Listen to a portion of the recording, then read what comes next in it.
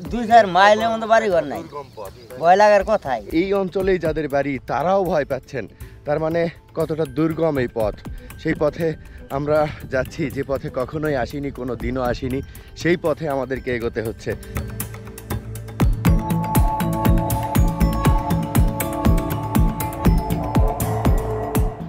কত দূর এখান থেকে বাড়ি ঘর, কত দূর, মানে মানুষজন থাকে কোথায়? যাবেন? হ্যাঁ, কারবাইত যাবেন? চিনি না কাউকে। বাজার আছে না এখানে? বাজার আছে সামান্য। কতক্ষণ লাগবে হাঁটে গেলে? তাহলে এক দেরি করে একবারে এক ধারা আপনাকে আমি নিয়ে যাবেছি। তাহলে আমি এটি গলে বাঁচানো, আমার গরু হারাইছি কালকে, গরু চড়াইতে এই বেলা ডোর একদা দিকে গরু হারাইছি। এটা নাল, এটা যান যান, খোঁজ নিয়ে আসেন। এই পথে যাওয়া যাবে না? আমরা আগাচ্ছি, আপনি আসেন, খোঁজ নিয়ে। এই পথে যাবেন, এই ঘাড়া এফডে যাই ঘাড়াতে একবার ডাইরি একবার বাইক দিলে যে জায়গাত যাবেন ওই জায়গাতে উঠতে হবে।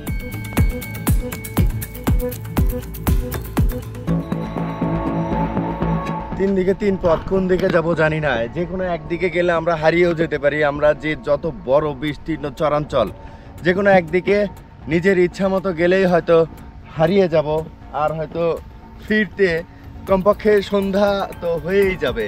এই অঞ্চলের মানুষ যেখানে বাজার করেন সেই বাজারের দেখা পাবো, সেখানে কিছু কেনাকাটা করব, সেজন্য যাচ্ছি। ভাই, এই দুর্গম এক চর দিয়ে যে যাচ্ছেন, এরকম পথ, মানুষ নাই, বাড়ি ঘর নাই, ভয় পান না?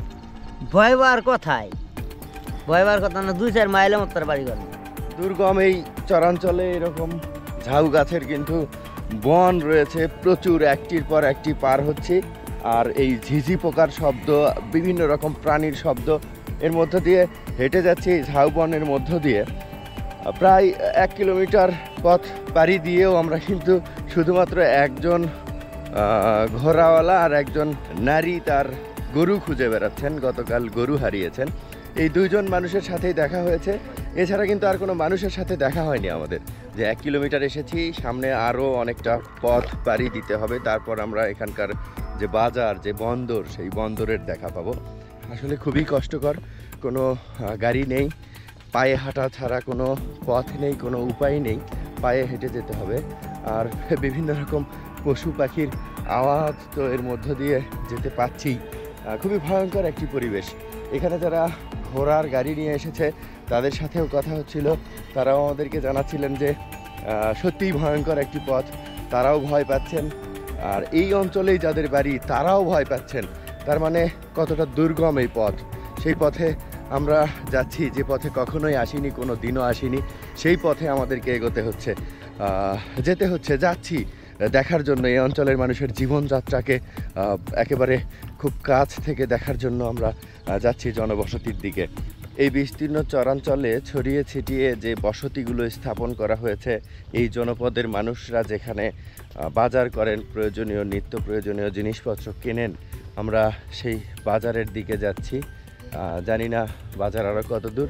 আমরা সামনে কয়েকটি বাড়ি দেখতে পাচ্ছি, এখানে বসতি দেখে অনেকটা ভালো লাগছে যে এখানে বসতি। আমরা এখন পর্যন্ত 4 কিলোমিটার, প্রায় 3-4 কিলোমিটার হাঁটার পর আমরা বসতির সন্ধান পেয়েছি, জনবসতির সন্ধান পেয়েছি। কাকা, এখানে আপনাদের বাজার টাজার আছে না? এমনি আপনারা কেনাকাটা করেন, আমরা ভিডিও করার জন্য আসছি।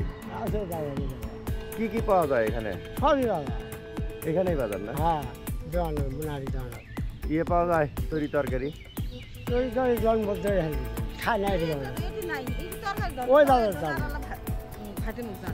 তরকারির দোকান কত দূর তাও? 3-4 মাইল না, 3 মাইল। ও আচ্ছা, ঠিক আছে। সব চাল, গরু মাংস, চাউল, জিরা বালু, বড় বাজার।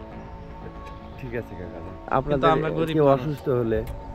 কেউ অসুস্থ হলে ডাক্তার বাজারে যেতে হয়, মানে বাজারে গেলে ওষুধ আনতে হয় বাজার থেকে, তাছাড়া বুদ্ধি নেই।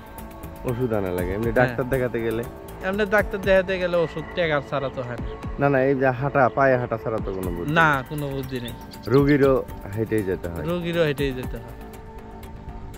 ঠিক আছে ভাই, খুবই কষ্টকর জীবনযাপন আপনাদের ভাই। হ্যাঁ, অনেক কষ্ট। এই পানি দিতে আসেন, ভুট্টার আবাদ করছেন। এখন কি কি আবাদ আছে আপনাদের এখানে? ভুট্টার আবাদ আছে, তারপরে ভুট্টার আবারটাই বেশি চলে। আর এই যে পিছনে যে বড় বড় গাছ, এগুলো কিসের গাছ? এখানে ঝায়ের গাছ, এই গাছগুলো যে রান্না করার কাজে ব্যবহার হয়। এমনি হয় এই গাছগুলো? এমনি হয়েছে এই গাছগুলো। আচ্ছা, এই খড়ি মানে জ্বালানি হিসেবে? হ্যাঁ, জ্বালানি হিসেবে তৈরি হয়। ঠিক আছে ভাই, ধন্যবাদ। আচ্ছা, ধন্যবাদ। খুবই দুর্গম পথে চলাফেরা এই অঞ্চলের মানুষের। আমরা তো দিনেই এই পথে যাতায়াতে অনেকটা ভয় পাচ্ছিলাম, আর তারা রাতেও এই পথেই যাতায়াত করেন। সত্যি খুবই এই দুর্গম অঞ্চলের জীবনযাপন সত্যি খুবই কষ্টকর।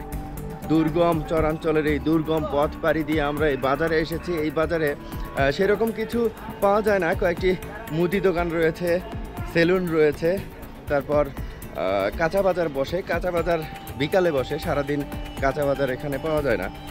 সেরকম একটি জায়গায় এসেছি। তো আমরা যদি বিকালে এখানে সেই বাজার দেখতে চাই, সেই ক্ষেত্রে আমাদের আর আজকে ফেরা হবে না। এর কারণ বিকালে বাজার দেখলে আমরা ঘাটে গিয়ে আর নৌকা পাবো না, যে কারণে আমরা এখন আর এখানে দাঁড়াচ্ছি না। এই যে এই জায়গাগুলোতে বাজার বসে না বিকালে? না, বসে। কি কি পাওয়া যায় এখানে? এখন সব ধরনের বাজার। আগে আমরা পশ্চিম পারি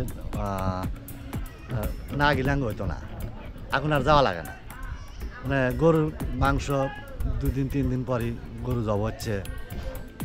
প্রত্যেক দিন পাওয়া যায় না, তবে 2-3 দিন দিনই পাওয়া যায়। মানে ওই ফ্রিজে রাখে। আচ্ছা, সব ধরনের ব্যবস্থা, মানে ব্রয়লার মুরগি, দই তরকারি। মাঝপথে চর বানিয়াপাড়া নামে একটি আবাসন রয়েছে, যেখানকার মানুষের জীবনযাত্রা খুবই কঠিন। সেই কঠিন জীবনযাত্রা দেখাবো আপনাদেরকে।